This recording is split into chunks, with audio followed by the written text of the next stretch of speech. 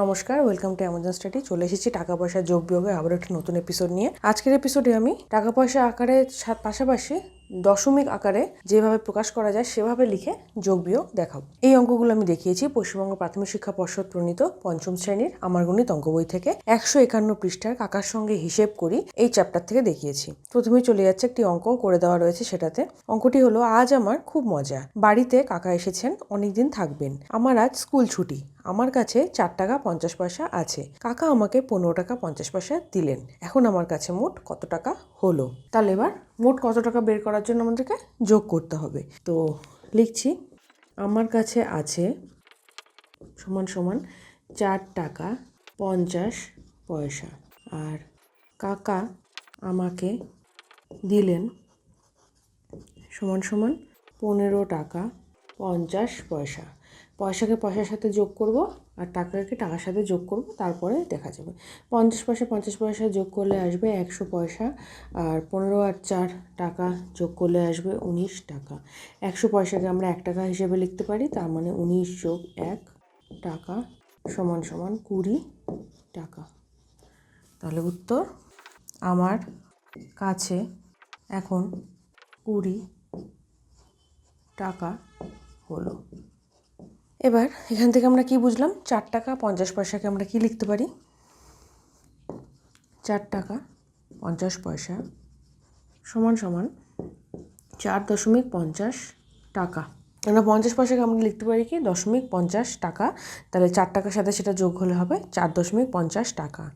আবার 15 টাকা 50 পয়সাকে লিখতে পারি 15.50 টাকা। এবার যদি থাকে 7.05 টাকা, তাহলে আমরা সেটা কি বুঝবো? 7 টাকা, যেহেতু 5-এর আগে শূন্য রয়েছে তাই এটা 50 পয়সা হবে না, তার বদলে হবে 5 পয়সা। 7 টাকা 5 পয়সা বুঝবো। এরকমই আরও কতগুলো জিনিস দেখে নিচ্ছি। 6.30 টাকাকে আমরা কি বুঝবো? 6 টাকা 30 পয়সা। আবার এটাই যদি থাকে 6.03 টাকা, তাহলে সেটাকেই আমরা আগের মতো কি লিখতে পারি? 6 টাকা 3 পয়সা। একইভাবে 15.51 টাকা যদি হয়, তাহলে সেটাকে আমরা কি লিখব? 15 টাকা 51 পয়সা। আর দেওয়া রয়েছে 51 টাকা 15 পয়সা, তাহলে সেটাকে আমরা কিভাবে লিখব? 51.15 টাকা।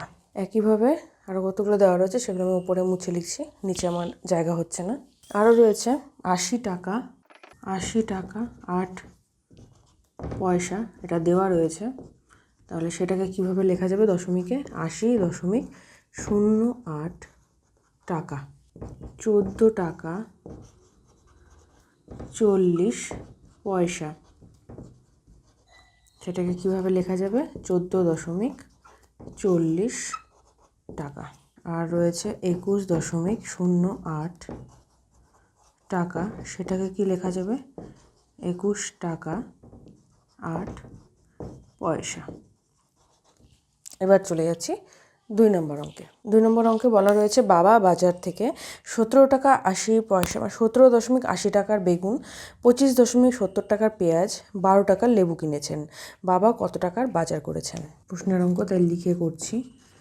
বেগুন কিনলেন 17.80 টাকা, পেঁয়াজ কিনলেন 25.70 টাকা, লেবু কিনলেন 12 টাকা। তাহলে মোট কত টাকার জিনিস কিনলেন?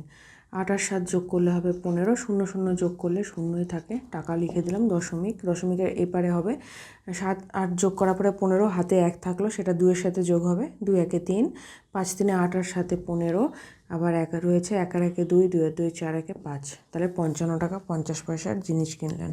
বাবা বাজার থেকে, দশমিক আকারও লেখা যায় বা টাকা আকারও লেখা যায়, 55.5, যদি দশমিক থাকে তাহলে টাকা লিখতে হবে, আর আলাদা করে লিখলে 55 টাকা 50 পয়সা এইভাবে লিখতে হবে।